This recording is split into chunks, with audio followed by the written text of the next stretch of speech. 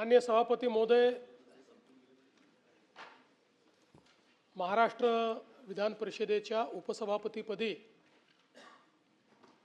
या सभागृहाच्या उच्च परंपरा पाळत सभागृहाने एकमताने श्री सचिन अहिर यांची उपसभापतीपदी निवड केली।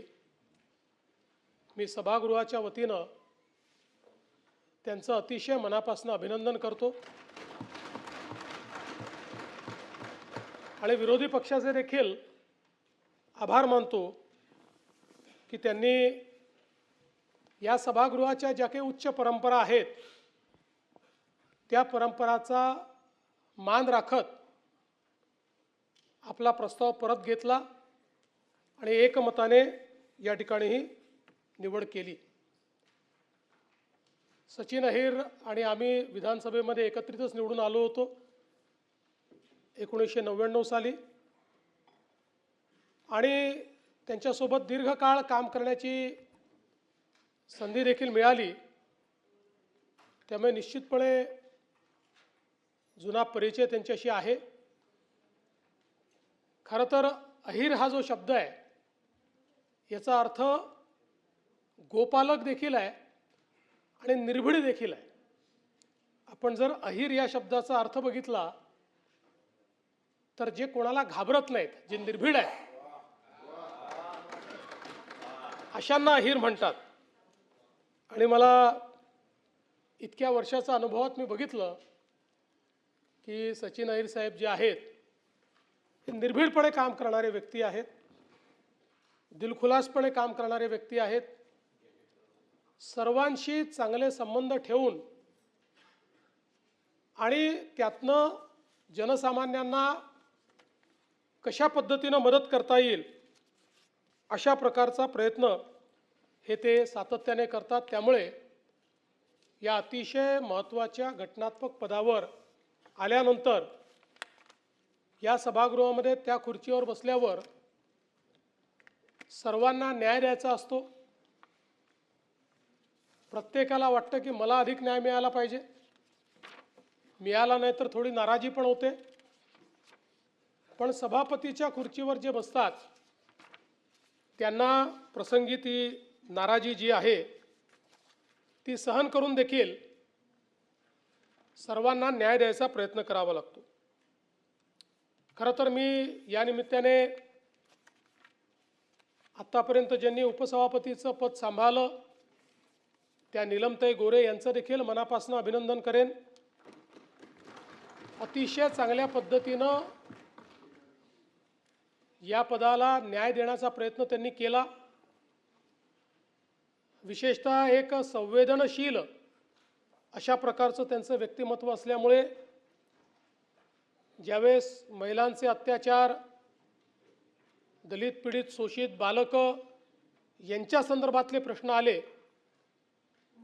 त्यावेळी प्रसंगी थोडी कठोर भूमिका घेत त्यांनी योग्य ते निर्देश देखील दिले। आणि निश्चितपणे मी असं म्हणेन की थोडा जो काही एक संघर्षाचा काळ होता त्याही काळात उत्तमपणे सगळी भूमिका त्यांनी निभावली आणि म्हणून निश्चितपणे उपसभापती या पदावर काम करताना त्या पदाचा मान राखण्याचं काम, मान वाढवण्याचं काम हे या ठिकाणी नीलमताईंनी केलेलं आहे, म्हणून त्यांचे मी अतिशय मनापासून अभिनंदन करतो। खरं तर या पदाची परंपरा अतिशय उंच अशा प्रकारची आहे। एक मोठ्या नेत्यांची मांदियाळी ही या उपसभापती पदावर आपण यापूर्वी देखील बघितलेली आहे। रासू गवई साहेब ज्यांनी नंतर सर्वाधिक काळ सभापतीपद देखील या ठिकाणी भूषवलं तेही या ठिकाणी उपसभापतीपदी होते। सूर्यभानजी वाडणे असतील, नासर फरांदे असतील, अलीकडच्या काळामध्ये वसंतराव डावखरे साहेब असतील, अनेक वर्ष वसंतराव डावखरे साहेबांनी या पदावर त्या ठिकाणी कार्य करत असताना सर्वपक्षीय अशा प्रकारचं त्या ठिकाणी एक प्रेम किंवा जिव्हाळा हा निर्माण करून दाखवला। खरं म्हणजे जर सगळी नावं घेतली तर एक मोठी नावांची मांदियाळी या ठिकाणी आपल्याला पाहायला मिळते। आणि सचिन भाऊंचं देखील आपण जर कारकीर्द बघितली तर चळवळीतनं तयार झालेला कार्यकर्ता अशा प्रकारची सचिन भाऊंची कारकीर्द राहिली आहे। 1993 साली राष्ट्रीय मिल मजदूर संघाचे त्या ठिकाणी कार्यकर्ते म्हणून त्यांनी सार्वजनिक जीवनाची सुरुवात केली आणि त्यानंतर जे आपले मिल मजदूर आहेत, गिरणी कामगार आहेत, त्यांचे प्रश्न असतील, विविध ठिकाणचे कामगारांचे प्रश्न असतील, असे अनेक प्रश्न सातत्याने मांडत कामगार क्षेत्रामध्ये आणि सामाजिक क्षेत्रामध्ये त्यांनी आपलं बस्तान बसवलं। अनेक युनियन्स त्या ठिकाणी सुरू केल्या। 1996 पासनं महाराष्ट्र राज्य राष्ट्रीय कामगार संघाचं नेतृत्व देखील सचिन भाऊंकडे त्या ठिकाणी आलेलं आपण बघितलं आणि अशा पद्धतीनं नेतृत्व त्यांचं त्या ठिकाणी उदयास येत असताना 1999 साली महाराष्ट्राच्या विधानसभेमध्ये ते आमदार म्हणून निवडून आले आणि त्यानंतर 99 असेल, 2004 असेल, 2009 असेल, असं सलग 3 वेळा महाराष्ट्र विधानसभेमध्ये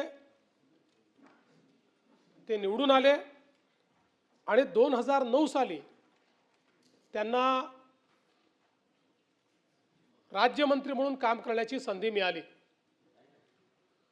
त्यावेळी अशोकराव चव्हाणांचं सरकार आणि नंतर पृथ्वीराज बाबांचं सरकार या दोन्ही सरकारमध्ये राज्यमंत्री म्हणून ते काम करत होते। गृहनिर्माण, सामाजिक न्याय, खनिकर्म, पर्यावरण, आदिवासी विकास अशी अनेक खाती, या खात्यांचं काम त्यांनी केलं आणि आम्ही देखील विरोधी पक्षाचे आमदार म्हणून ज्यावेळी प्रश्न उपस्थित करायचो त्यावेळी समर्पक उत्तर देणारा मंत्री म्हणून त्यांच्याकडे बघितलं जायचं।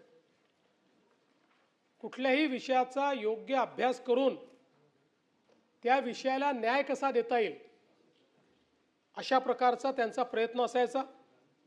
अनेक वेळा एखादा महत्त्वाचा प्रश्न आमचा असेल तर तुमची काय अपेक्षा आहे अशी चर्चा देखील ते करायचे की जेणेकरून उत्तरामध्ये सकारात्मकता आली पाहिजे आणि प्रश्न सुटले पाहिजेत।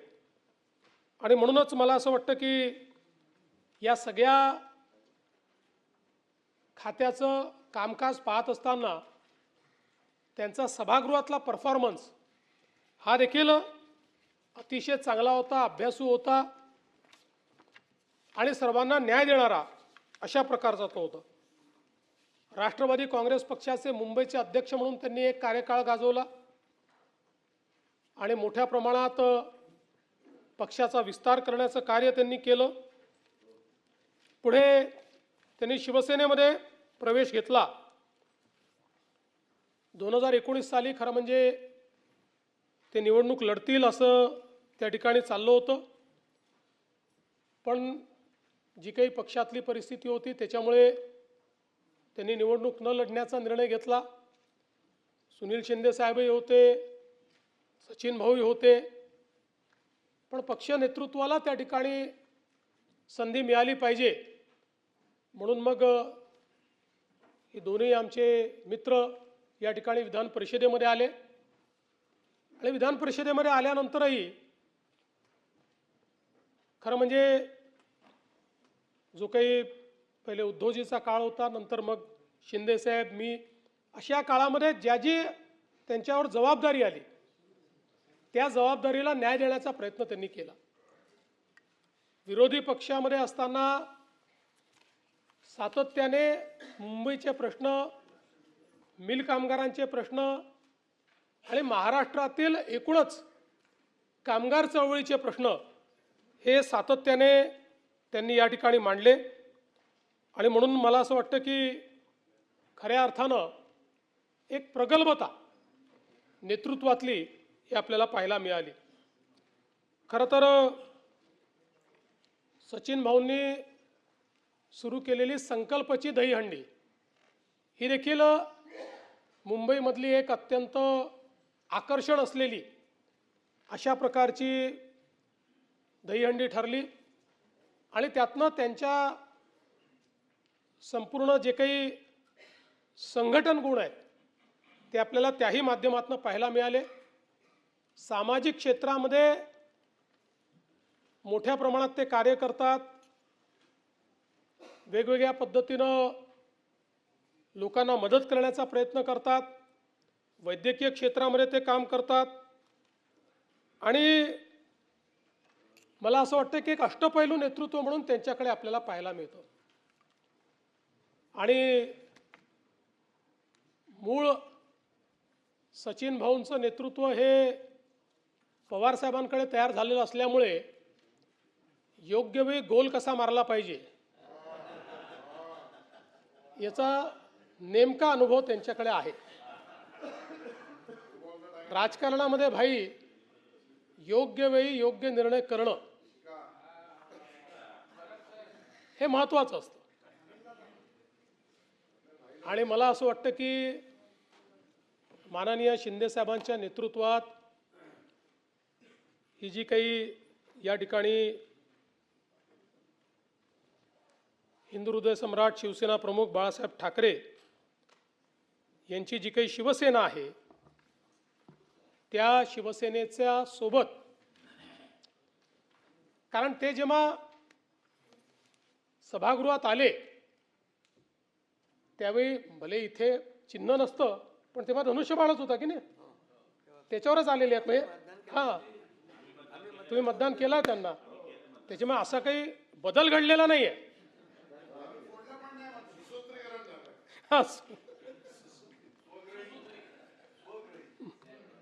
आणि मला याचा विश्वास आहे की त्यांच्या निवडीनंतर फारसा कोणी प्रश्नही विचारणार नाही, कारण ते सगळे प्रश्न जेव्हा निलंबित झाल्या होत्या त्यावेळी परब साहेब विचारले गेले होते आणि मला आजही आठवतं की 18 जुलै 2023ला या सगळ्या प्रश्नांची उत्तरं इथे मी सभागृहात दिलेली आहेत। त्याच्यामुळे आता तसं सगळी क्लॅरिटी आपल्याकडे आहे की बाबा त्यांचा निर्णय योग्य आहे का अयोग्य आहे का कुठल्या डिफेक्शनमध्ये आहे, असं काहीच नाही आहे। नीट कायदेशीर अशा पद्धतीनं ते उपसभापती झालेत आणि आपण मोठं मन दाखवून सगळ्या परंपराचं पालन करत या ठिकाणी त्यांची निवड केलेली आहे। त्यामुळे आता हे सगळे प्रश्न गौण झालेले आहेत। आता त्यांच्यावर ही जबाबदारी आहे की या सभागृहामध्ये सर्वांना संधी मिळेल, सर्वांचा मान राहील, सभागृहाचं कामकाज योग्य पद्धतीनं चालेल अशा पद्धतीनं त्यांचा कार्यकाळ असेल आणि त्यांचा एकूण स्वभाव पाहता, माझे इतके वर्षाचा त्यांच्याबद्दलचा अनुभव पाहता मी निश्चितपणे सांगू इच्छितो की या पदाला ते न्याय देतील आणि एक सर्वांना समजून घेणारा उपसभापती म्हणून ते निश्चितपणे आपली कारकीर्द यशस्वीपणे या ठिकाणी पूर्ण करतील हा विश्वास मी व्यक्त करतो। पुन्हा एकदा आपल्या सभागृहाच्या वतीनं, महाराष्ट्राच्या जनतेच्या वतीनं मी त्यांना मनपूर्वक शुभेच्छा देतो। सचिन भाऊ, आपली ही कारकीर्द यशस्वी व्हावी आणि आपण असंच पुढे पुढे जात राहावं अशी ईश्वरचरणी प्रार्थना करून पुन्हा एकदा आपल्याला आपलं अभिनंदन करतो आणि हा अभिनंदनाचा प्रस्ताव या ठिकाणी मांडतो। धन्यवाद।